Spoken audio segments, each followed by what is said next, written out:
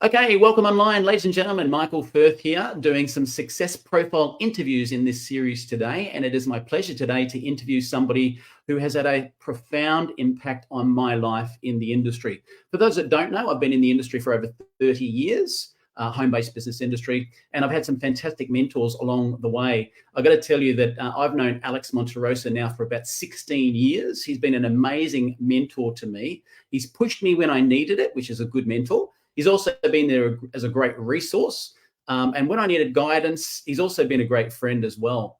Alex is actually a second generation network marketer. His dad was integral in taking one of the earliest companies in the industry, Amway of all things. I remember that at 18 years of age. He took that company into Latin America. He's actually the highest income earner in his current opportunity. And has the biggest business by a country mile. He's also the largest Latin American business owner in that company, full stop, worldwide. At the time of this recording, Alex probably has at least 150,000 members after about 2.5 years and has maxed out the compensation plan. So welcome, Alex Monterossa. Thank you, Michael. Thank you for having me here. And what a great initiative to be able to showcase some of the perks that this industry and this, networking arena, however it is that you do it, has for us. Thank you. Well, some people, if they listen really intently, can hear Twinkle, Twinkle, Little Star playing in the background. Now, I love that because one of the perks, as Alex will talk about today, of this is the fact that he can build his business with his little baby in the other room there, which I love. It's real business from home. Now, Alex, in one of my previous updates, I've talked to people about the fact that, you need an emotional driver, and having an emotional driver, or a big reason why, or a big burning desire, can get people moving. And sometimes people are a little, comfortable, if you like. Now, I know from your story, when I met you 16 years ago, that was pulling yourself up by the bootstrings with what happened to you with the global financial crisis. Perhaps we can start with you talking about that. Well, yeah, in 2008, you had mentioned at the beginning that I'm second generation network marketing. So I had gone through the hoops of learning how to create systems and how to be a part of a system, more important than how to create systems. Because if you can be a part of something and you can do it with a teachable attitude, then from then on, everything is just going to fall into place. And little did I know, having felt that I had never succeeded in network marketing at the company that my parents were on, Amway out of all things, I had been a part of it for a long time. And that really was my university in this spectrum. And I thought I had failed.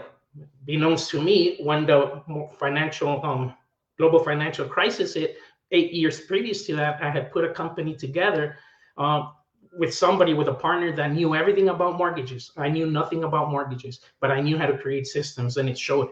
We quickly became the fastest growing Latin American owned company in the city of Miami, which is where I got a chance to grow up. So a lot of times we don't see what's really happening when you're around this type of industry and when you're around this type of mentors and leadership. So it'll spring out, though. You just got to give yourself the opportunity for that to happen. But that's where I was. And when the financial crisis hit, I found myself that everything I had put into that endeavor, needless to say, I put all my eggs into that one basket, because I had not only was doing mortgages for a lot of people in the city, but I also bought investment properties. I bought some personally owned properties to the tune of about 39 investment, which I 50% co-owned, and 7 of my own properties. At the age of 37, that's not too bad until you get hit by a financial crisis and everything goes away real quick. So the one thing I was able to keep were the lessons from that. The one thing I was able to keep was the example that I witnessed from my parents, having built this industry and having been successful. And to me, successful is if you can sustain your lifestyle, whichever that may be. Okay, if you can sustain your lifestyle by creating a network marketing structure that will allow you to have leveraged income. And they had done that. So I saw that worked. So the belief in the industry was there for me. Some of you may need to work a little on that, and that's fine. Just surround yourself around individuals like Michael or many other leaders that will guide you into how to build things. And then after that, I realized, you know what? Not only do I need to get going again, so I'm going to go ahead and go where I know the value is. And the value is in the learned lessons and experiences we cannot bring with us wherever we go somewhere. So that's where I was. Tell them a little bit about the power over the fence, though, because I think that really hits home. Sometimes people don't realize, oh, I lost it in the global financial crisis. Lost what? How much? Well, I like to say I lost it all. And what was all for me may not necessarily be all for everybody, but my all was 39 investment properties that I co-owned, 7 personal properties, 6 luxury cars. And when I say luxury, a luxury car is, those are those cars that have a last name, like Range Rover, Mercedes-Benz, and all of that. If they have a last name, they're luxury. So I had all of that. I had achieved it based on having put together what I told you. So I went from having all of that to overnight not having anything, keeping one of those cars. And I like to say it was the least expensive one, yet it was a Lexus, but that's the one that I ended up with. Funny thing is, I got to the point where I couldn't even pay not just my mortgage, I couldn't even pay for my electricity. Now, blessing to me is that my parents lived next door. Okay, we had bought houses together with the whole family, and right next to me, we had my parents, which were the ones that I had witnessed go through, while everybody was going through ups and downs and financial crisis, their lifestyle was steady. So I said, if I'm gonna do something in this industry, I gotta go based on the belief that I know this works. So the reason I was disconnected from my electricity is because when I came across an opportunity, whom till this day, from that day on until this day, has been my mentor and has been my go-to, as I like to call it. His name is Stephen K. Scott, for those of you that know him, and for those of you that don't, you want to get to know who he is. And Stephen K. Scott had put a company together where everything clicked with me. Everything he was doing at that time made sense. His vision made sense. More than anything, his vision made sense. And I realized if I could jump into that vision, the timing was right, the opportunity was great, I was going to succeed. So when I came back from having met him at a meeting that I went into, literally the only thing that I had to be able to join that company and be able to go after that opportunity was a credit card that had $700 credit limit. Now, that's nothing. Honestly, that's nothing. That's not a credit limit at all. That's like saying, here, we'll give you $700 and see if you ever use it. And it had literally been put away for years. And Claudia, my wife at that time, she had said literally that she had been saving that card. I don't know for how long, for an emergency reason. Now, we were already going on to our second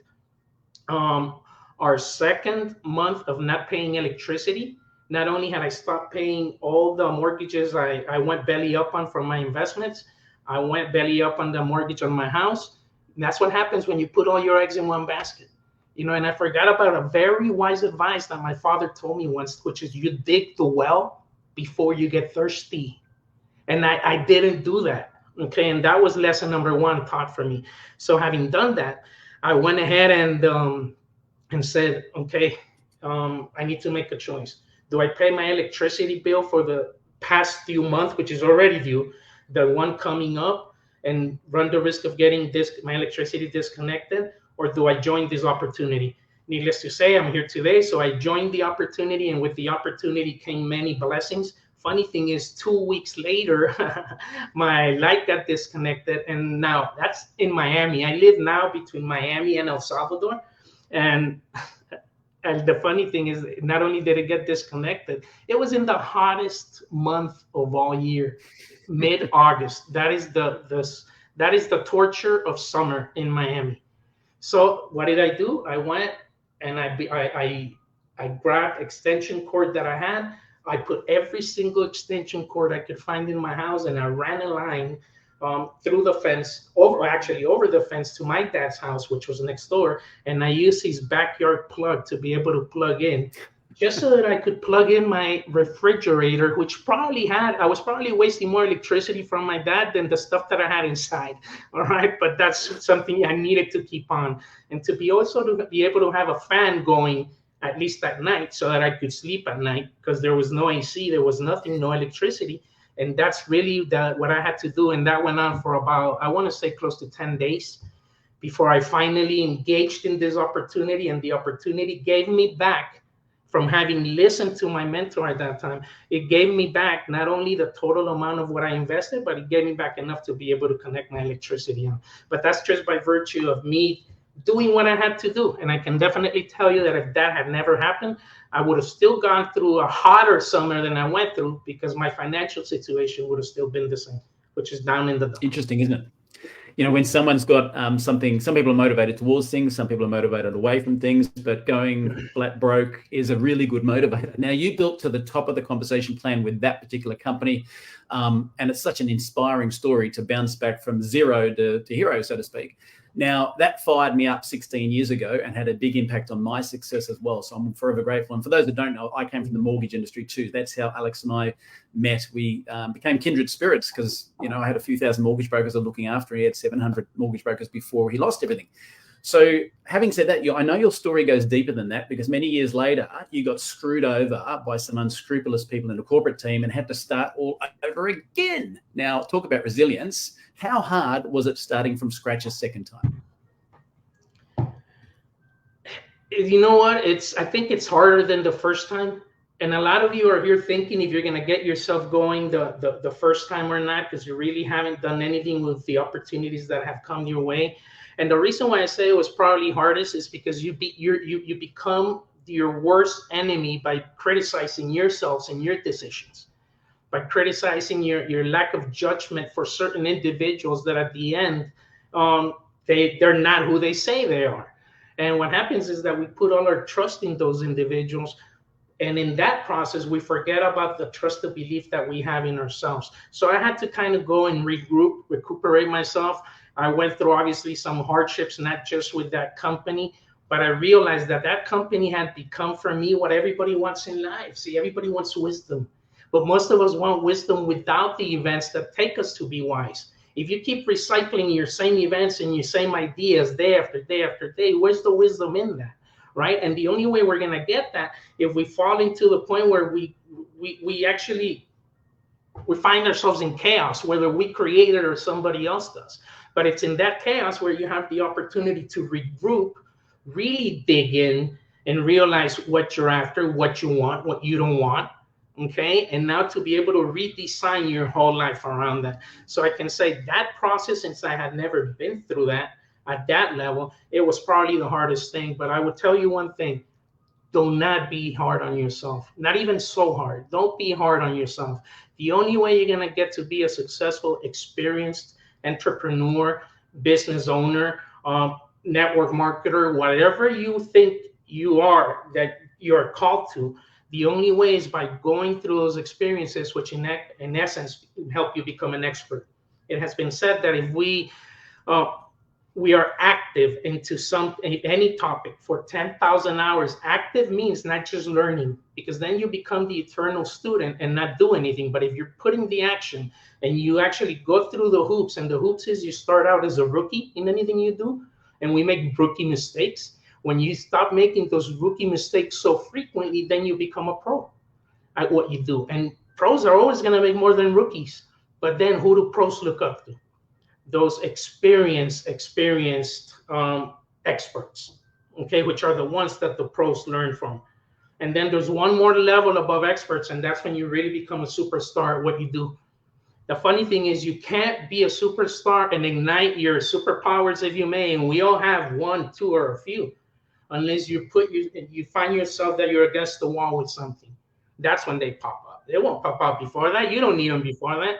So when all of that happens, it's when you realize, okay, I just need to find the right person to be able to partner up with and to be able to get myself going. As Steve Scott calls it, effective partner. Well, it's interesting, isn't it?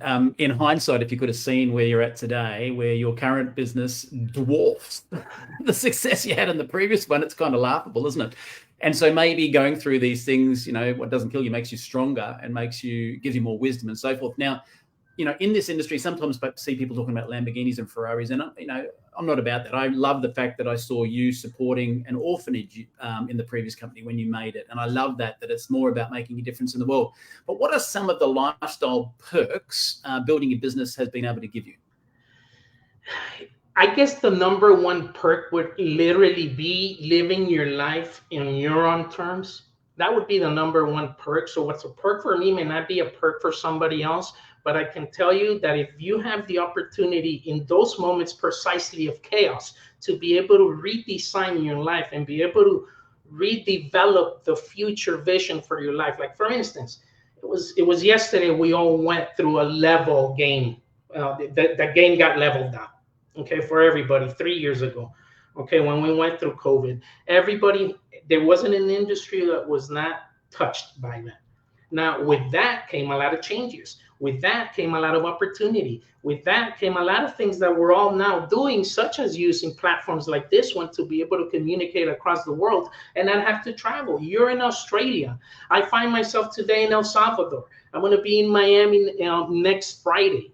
You know, and then how do we communicate? Through platforms like this. Now, there's a lot more advanced platforms which companies are now integrating into the way that we do business. And I would tell you that where I'm at, that's part of our success.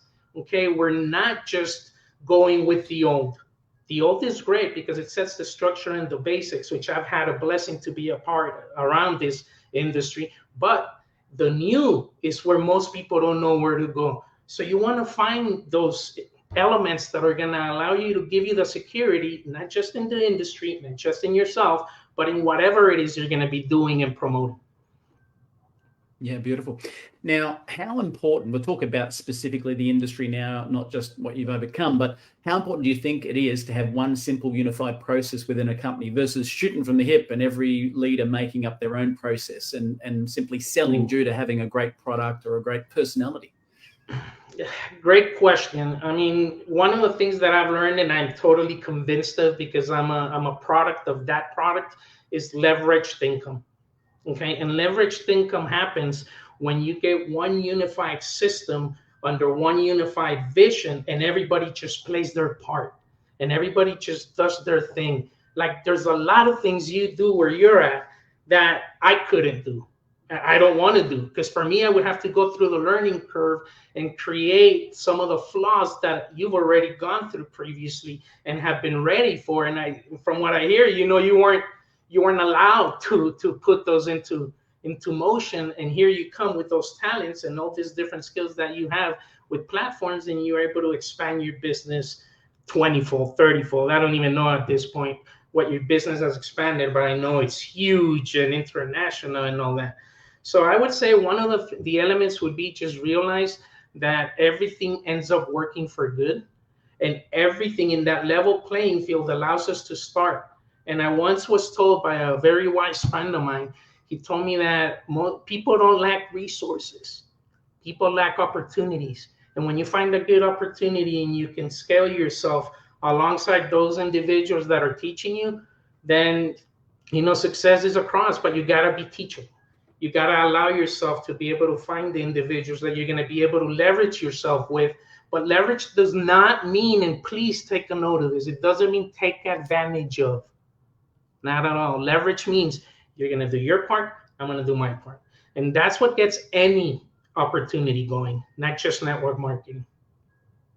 Interesting. Now they say that, and I'm a product of this, that the home-based business network marketing industry is the best business school on the planet. And it's funny I say that because I ended up teaching strategies in the mortgage industry to mortgage brokers, which was exactly what we taught in network marketing. And, if someone didn't understand the industry, and I'm like, seriously, you're getting trained the same people skills.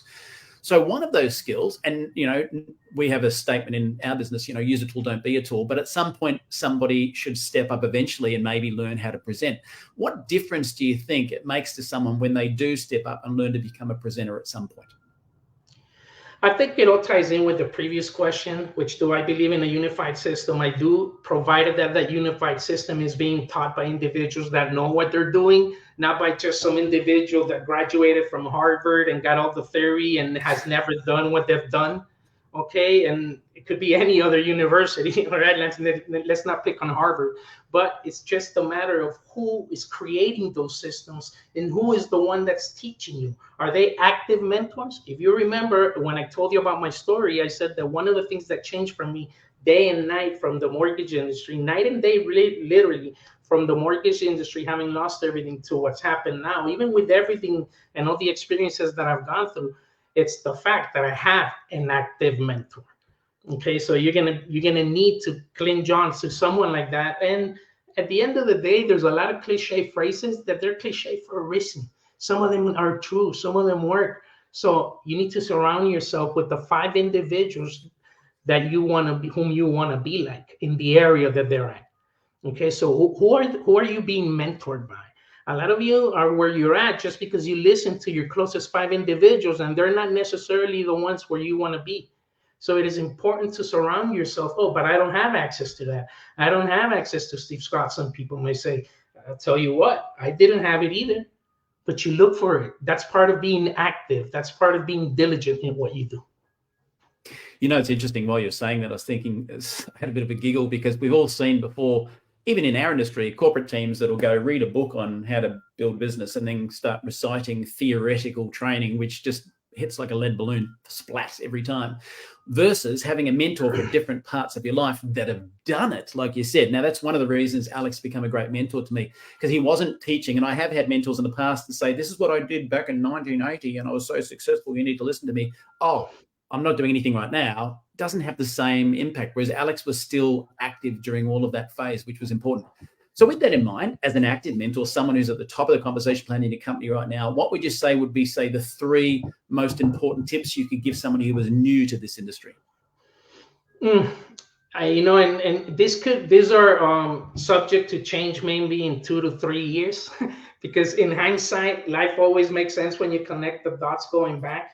But I would say this: if you found yourself without not having had any interest, maybe in this industry in the past, or having found yourself with negative experiences, having gone through this industry in the past, this is what I would say to you.